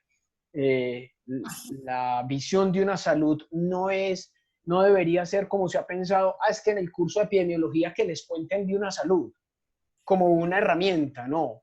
Uno podría diseñar los programas enteros para que toda la formación gire en torno de una salud, para que toda la formación integral del estudiante de universitario gire alrededor de esa temática, una salud, tanto los que trabajan en salud animal como los que trabajan en salud humana, los que trabajan en ambiente, para que todos miremos el entorno desde la formación, no desde un pedacito de una asignatura, porque esa minimización de la problemática es lo que ha hecho que cada uno se centre en lo suyo y no piense en global. Ese mismo problema lo venimos teniendo en Latinoamérica, bueno, en Colombia un poquito más, con el tema de medicina basada en la evidencia y, por ejemplo, en veterinaria, eso es un tema que todavía no existe. Y todavía hoy cuando decimos no hay evidencia científica que demuestre que X o Y compuesto es útil para tratar una enfermedad, la gente dice, pero ¿cómo así? Es que ¿para qué se necesita la evidencia? Si alguien ya dijo que funciona, y con que alguien diga que funciona es bueno. No, hay niveles de evidencia científica que es una forma de vivir y de formar la gente en evidencia científica para que aprendamos a diferenciar qué sí funciona y qué no desde las evidencias científicas. Y eso es lo que ha llevado muchas veces, por ejemplo, a que cuando se saltan esas barreras tengamos problemáticas como la que tuvimos, hidroxicloroquina sí, hidroxicloroquina no.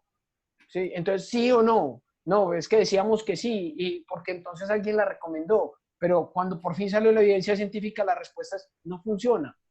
¿Por qué no trabajamos sobre la evidencia como la primera medida? Entonces, hoy en día no hay evidencia que haya ningún fármaco hoy que funcione como antiviral para SARS-CoV-2.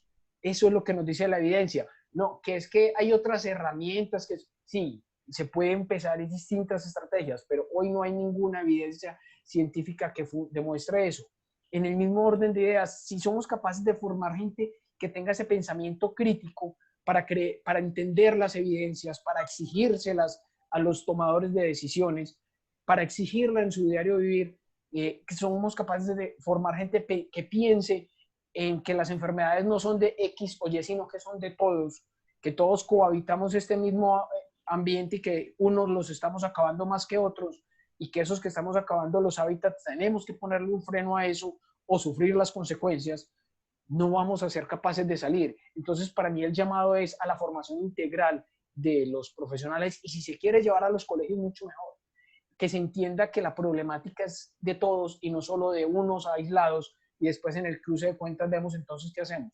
Si somos capaces de lograr formaciones integrales, yo creo que ganamos 10 años o 20 años de adelanto, de pérdida, perdón, que tenemos en entrar en esas corrientes de pensamiento. Sí, Natalia. Sí, estoy muy, muy de acuerdo. De pronto, unido a la parte crítica de la formación desde la casa. Es que creo que esto es desde la casa de lo que le enseña a uno como papá a un niño sobre el cuidado de los insectos, sobre el cuidado del agua, sobre las basuras, como si tuviéramos un planeta B, ¿no?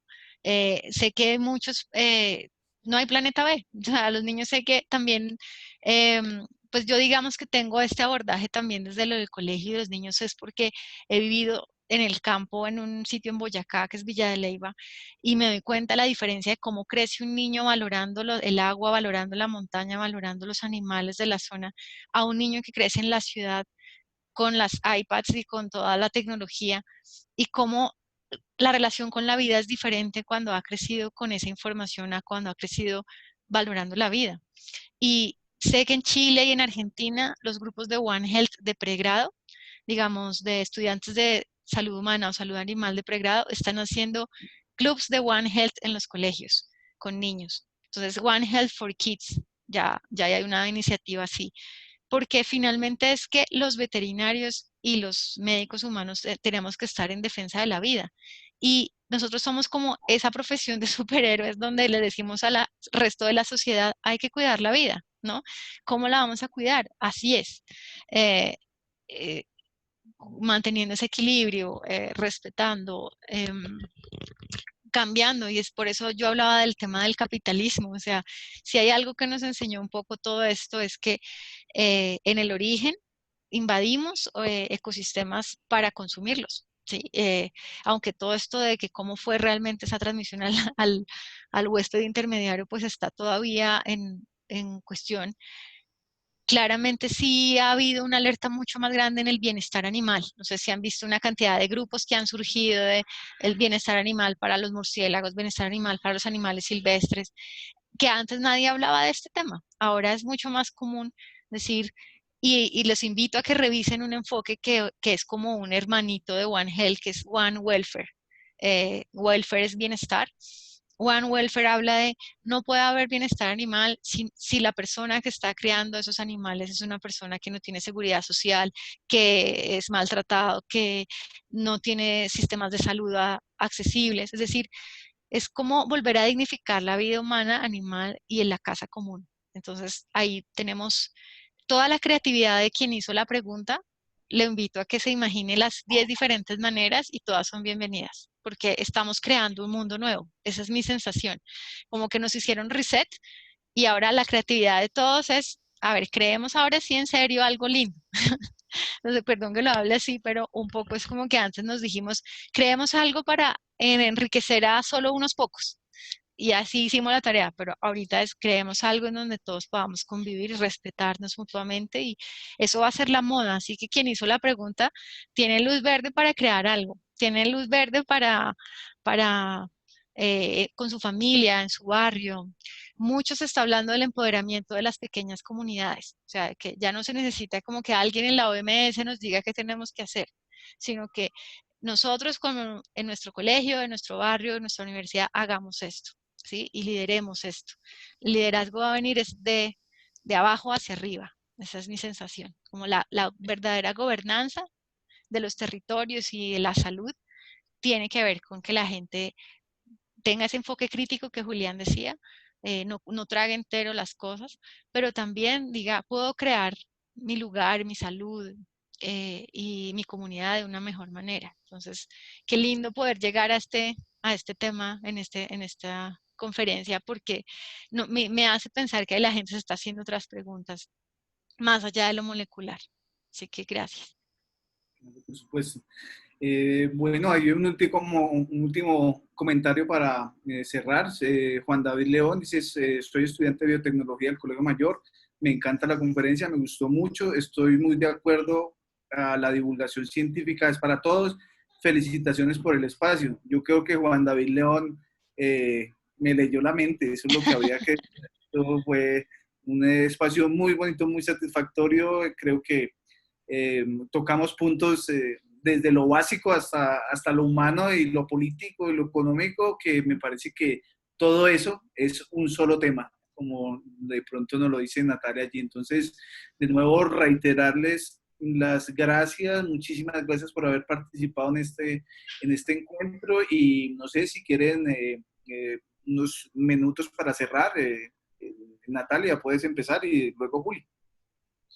Bueno, no, es de verdad, muchas gracias por la invitación, a Julián por pensar en mí para este evento. Realmente no quería hacer tantas conferencias en mi tiempo de vacaciones, pero cuando me dijeron el tema y la UDEA y me dijeron que era también contigo, dije sí, porque es chévere también aprender juntos. Y hoy he aprendido muchas cosas.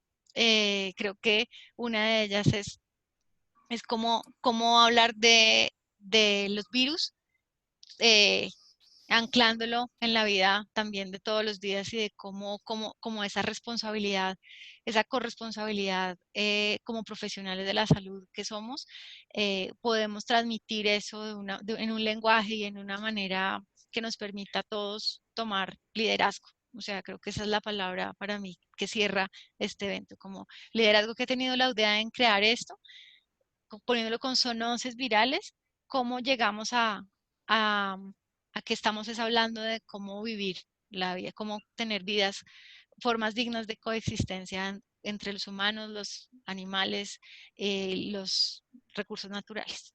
Así que muchas gracias. Gracias, Natalia. Juli.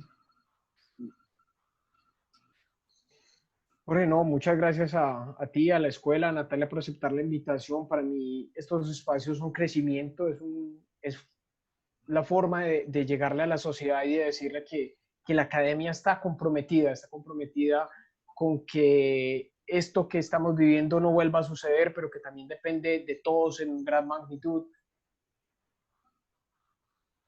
Llaman a decirnos a todos, hey, cuidémonos, hey, respetemos el distanciamiento, hey, es porque tenemos evidencias científicas para poder hacer esos llamados. Estos llamados no pueden ser el llamado de emergencia última hora. Como yo lo decía en mi presentación, nosotros venimos trabajando, por ejemplo, el tema del salto en la barrera de especie desde hace más de 10 años, porque esto no es nuevo. Hoy en día sufrimos las consecuencias y gran parte de la sociedad apenas se entera que estas cosas suceden, pero esto es un problema del día a día. Esto no es la primera vez que ocurre y yo tengo completa certeza de decirles hoy a todos que esto no es la última vez que va a pasar. Cada vez va a ser muy más seguido que esto ocurra. Antes decíamos, no, es que una epidemia de esta magnitud no ocurre sino cada 100 años, pero en los últimos 20 años hemos tenido por lo menos cuatro pandemias grandes, de ellas 2 de distribución con problema económico, social, global, y esta siendo la peor de todas. Entonces, no es cierto que esto nunca ocurra, esto ocurre más seguido de lo que creemos, y cuidarnos a nosotros mismos, no favorecer la transmisión de infecciones desde los animales a los humanos, no afectar los ambientes, es una tarea de todos. Entonces, todo el mundo dice, no, es que todo siempre sucede en China, es que aquí no sale. Pues no seamos nosotros la fuente de la próxima pandemia. Seamos nosotros los proactivos para que eso no suceda, porque lo que sí está claro es que esto va a volver a suceder. Y si no estamos preparados y si los estudiantes de las áreas de la salud no se pellizcan para ser los investigadores del mañana y que cuando esto vuelva a suceder estemos preparados, vamos a volver a estar contenidos diciendo lo que dijimos hoy. hombre, si hace 20 años hubiéramos desarrollado antivirales para coronavirus, hoy estaríamos tranquilos. Pero ya es tarde. Entonces es momento de llamar a eso, a la proactividad, a saber que esto va a volver a suceder, pero la próxima vez vamos a estar mejor preparados. Y si estamos mejor preparados, el daño va a ser menor. Es eso lo que yo invito como investigador, como docente, es eso lo que quiero dejar de tarea, y obviamente los que estén interesados en nuestras líneas de trabajo, ahí pueden encontrar con el profe Forero en la línea de la escuela, pueden encontrar información de contacto de nosotros, buscarnos en redes para que conozcan nuestras líneas de trabajo. Tenemos distintas formas de ver la problemática, pero todos trabajamos para contener lo mismo. Vamos a tener un mejor mundo, vamos a tener una sola salud. Muchas gracias, Jorge. Quisiera, a propósito de lo que nos está diciendo Julián, compartirles la encuesta, el link de la encuesta que les hablé en la presentación. Nos interesa mucho saber cómo es la situación en Antioquia. Y bueno, el que quieran, con quien quieran compartirla, que sea de Latinoamérica, de cualquiera de los 3 sectores, salud, ambiente o salud animal, por favor, siéntanse libres de compartirla. Y les envié también por interno, no sé si tú lo puedes poner en el Facebook Live, los 2 enlaces de los 2 programas de zoonosis, perdón, de los 2 programas de zoonosis del Ministerio de Salud que se han creado específicamente en los últimos 4 años, para que ustedes sepan qué es lo que ya está. Muchas veces replicamos cosas que ya estaban andando en el ministerio o que no sabíamos que existían, entonces para que lo tengan, y si quieren la presentación que hice hoy, pues se la puedo enviar a Jorge para que la pueda difundir entre por PDF en los asistentes. Así que es compartir información lo que nos interesa, que esto se vuelva más común, compartir que retener información, lo que nos dice Julián. Ese llamado me parece súper importante. Muchas gracias a todos. Muchas gracias. Sí, no, esos links, entonces yo me pongo aquí en contacto con Diego, que ya nos va a cerrar la presentación, para que hagamos con esa tarea, Natalia, de compartir toda la información y todas lo que hemos hablado por aquí. Diego, adelante. Bueno, muchas gracias a los profesores Natalia Cediel Becerra y a Julián Ruiz Sáenz por haber aceptado compartir con nosotros sus conocimientos el día de hoy, y al profesor Jorge Eduardo Forero Duarte por moderar nuestro evento. Al programa de Educación Continua Actualicémonos y a ustedes, amigos, por acompañarnos el día de hoy. Esperamos que todos los conceptos abordados hayan sido de gran interés y se constituyan en un insumo para el ejercicio y desempeño de sus funciones profesionales. Los esperamos en el próximo mes, en agosto, donde hablaremos sobre temas de microbiología. Recuerden visitarnos en nuestro sitio web microbiología.uda.edu.co, microbiología.uda.edu.co, y seguirnos en nuestras redes sociales, donde podrán encontrar noticias, eventos y actividades de la Escuela de Microbiología y de la Universidad de Antioquia. Les deseamos una feliz tarde y muchas gracias por su compañía. Listo.